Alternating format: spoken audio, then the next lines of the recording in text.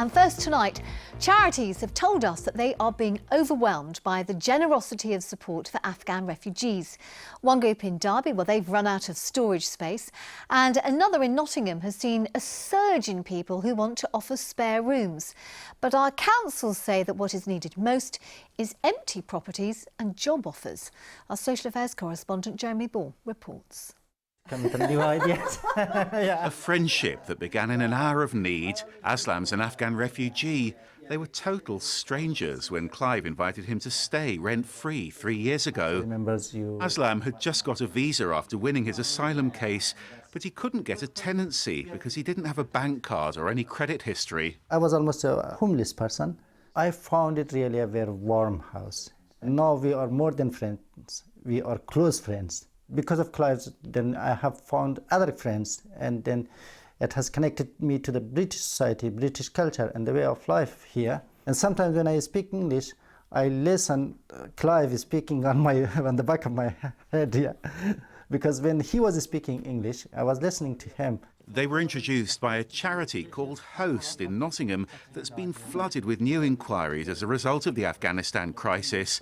Now, Clive's considering offering a spare room again. I've got a big house, so I feel I'm lucky, and I think we should share things, and it's, common humanity.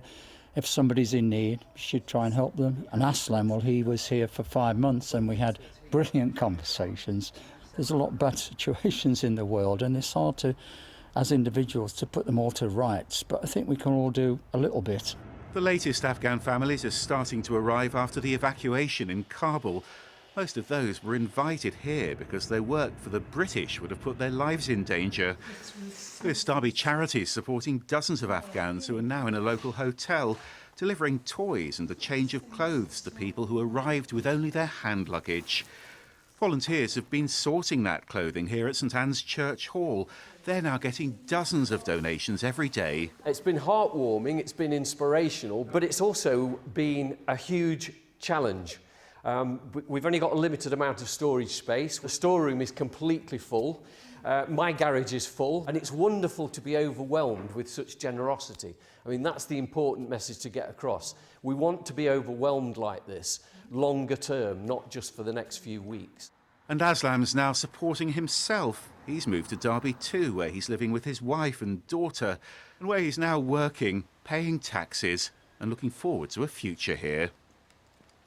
Jeremy's with me in the studio. I mean, just wonderful to see all that help coming forward. But, looking at the moment, what is the greatest need now? I think the most urgent need, Anne, actually is still out in Afghanistan, because there are real worries that people are going to run out of food, run out of medicines, and despite the fact the troops have left, there are still international aid agencies working out there. Here, well, it's early days really. Those evacuees have started arriving. Most of them are still in hotels, around 80 in Derby being helped by those volunteers, I'm told. A similar number, I'm told, in a hotel in Leicester being supported by the Red Cross. Longer term, it's going to be our councils who are looking after these Afghan refugees, and the man coordinating that is Bryn Fisher.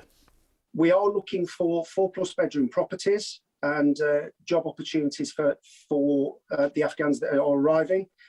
We have Afghan individuals that are arriving who are very fluent in English, and they have come from working with the British forces out in the field, but also working at British embassies as well. So if there's any opportunities out there, that would be absolutely fantastic. And where will these families ultimately live then? Well, the idea is to spread them across the East Midlands. Now, I'm told around six families have been housed so far, all of those in Nottinghamshire. They're looking at whether they can use homes on disused military sites in Leicestershire and Rutland as well. And the government minister in charge of all this is the Newark MP. There is a challenge because these are larger families, and councils and housing associations will need to find family-sized homes. We're working very closely with them, ensuring that this is a fully funded package for them, and we've announced an additional £5 million scheme to help them to find those larger properties as quickly as possible. Now, at this stage, that hosting scheme isn't going to be taking new arrivals, but councils will be looking for everything from interpreters to befrienders. And if you want to find out more, I'm told a government website's being updated, and that'll have details of what you can offer where you live, probably from the end of this week. OK, brilliant. Thanks very much indeed for that, Jeremy. Thank you.